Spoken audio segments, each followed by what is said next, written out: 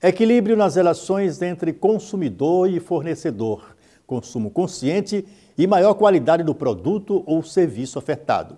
Estes são alguns dos principais avanços desde a criação da Lei nº 8.078, de 1990, conhecida como Código de Defesa do Consumidor, que acaba de completar 26 anos. O Sergipe Justiça conversou com um especialista sobre este importante instrumento que orienta a relação entre consumidor e fornecedor. Acompanhe. A lei acompanhou os novos hábitos de consumo da sociedade? O Código de Defesa do Consumidor, meu modo de ver, será sempre uma lei atual, porque ela é uma norma principiológica.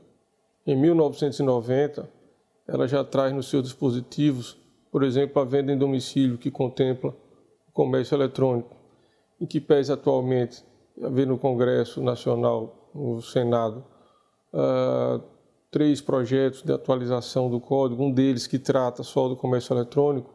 Claro que toda a atualização que você vier a fazer no sentido de fortalecer a proteção e a defesa do consumidor, ela é bem-vinda, mas o Código já contempla. Diante da insatisfação, como proceder? Hoje, acompanhando a evolução da velocidade com que se vende serviços e produtos pelo meio virtual, já existem lugares que fazem bons trabalhos de atendimento a essa demanda do consumidor. E a depender do lugar, às vezes chega até a ser mais rápido do que uma demanda judicial. Hoje, por exemplo, existe um site que é uma referência na solução de conflitos de consumo, que é o Reclame Aqui, reclameaqui.com.br, onde o consumidor acessa o site e ele vê a conduta do fornecedor, onde ele faz uma análise daquele fornecedor e ele faz a sua reclamação, diz se foi atendido ou não e se voltaria a fazer negócio. Isso é um ponto interessante, mas eu acho que isso deve ser procurado pelo consumidor, não depois do problema, mas antes, para conhecer o fornecedor que ele pretende comprar.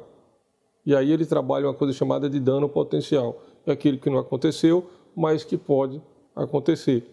Outro site bem interessante que trabalha nessa mesma linha é o site consumidor.gov.br do Ministério da Justiça. Essa mesma linha, o consumidor vai, registra sua reclamação e faz essa intermediação com o fornecedor para se achar uma solução ao consumidor. Todos os dois têm apresentado os bons índices de solução de conflitos de consumo. Por que eu cito esses sites? Pela celeridade. O consumidor de casa, ele pode, através da internet, ou de um celular, ou de um tablet, ou de um computador, ele fazer uso dessa ferramenta que eu acho muito importante. É necessário aviso prévio para a negativação? Há o dever de comunicar previamente o consumidor quando o nome dele foi solicitada a inclusão no banco de dados. Mas está ocorrendo mais ainda. Vou citar um exemplo.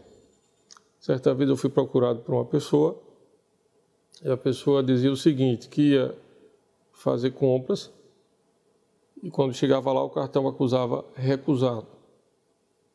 E ela ligava e não conseguia os canais e ninguém explicava a ela por que o cartão estava recusado. Ingressou-se com a ação, quando foi juiz ela foi surpreendida com a informação de que haviam algumas negativações em nome dela. Em um imóvel que ela havia financiado, a senhora não financiou o imóvel? Eu financiei. Inclusive paguei antes do tempo do financiamento. Pois é, mas acontece que a senhora não pagava. Eu disse, não, eu sempre paguei. Aí quando pegou, que foi analisar essa negativação, é que mais ou menos o seguinte, a parcela vencia, sei lá, dia 10 e ela recebia dia 25. Então, dia 11 ela era negativada, dia 25, quando ela pagava, 48 horas depois saía, mas ela não tomava conhecimento. Se ela soubesse dessa negativação, ela teria há algum tempo adotado algumas outras medidas, teria se protegido melhor. Então essa é a questão. A forma como o fornecedor age, essa forma do banco de dados, não é uma forma, penso que, adequada. Precisa sim comunicar ao consumidor previamente, até porque, muitas vezes, aquele débito que está sendo solicitado a inclusão, ele já pagou. Mas, na verdade, quando o consumidor recebe, ele recebe, muitas vezes já passou esse período de 10 dias que eles dão para a negativação. O que configura a venda casada? A venda casada, ela existe quando se oferece algo ao consumidor vinculado à utilização de um serviço ou um outro produto. Por exemplo, durante muito tempo, a internet só era vendida através de uma linha telefônica. São serviços diversos. Você não é obrigado a ter uma linha telefônica para ter um pacote de internet. Muitas vezes se vendia, quer ter o pacote de internet, tem que ter uma linha telefônica. Então não é dessa maneira. A venda casada ela consiste na venda de produtos que só se vende se for junto. Os bancos podem exigir a aquisição de produtos? Não, exigir não. Ele pode ofertar, mas exigir não. Conta salário. Ele tem o direito de fazer a solicitação para que aquele salário dele seja transferido para outra agência. Entretanto, ele não vai poder movimentar naquele banco que o salário entra e que vai fazer a transferência. Porque se assim ele fizer movimentação, aí ele vai pagar as taxas vinculadas à conta. Mas o simples fato de requerer a transferência não, é um direito dele, a portabilidade bancária. Tempo de espera na fila do banco. Existe legislação municipal, existem vários julgados, uns condenando o dano moral, outros achando que é mero aborrecimento. O que eu acho que se precisa trabalhar é a conduta. Uma coisa é uma falha, outra coisa é uma conduta, que é aquela falha, aquele comportamento reiterado.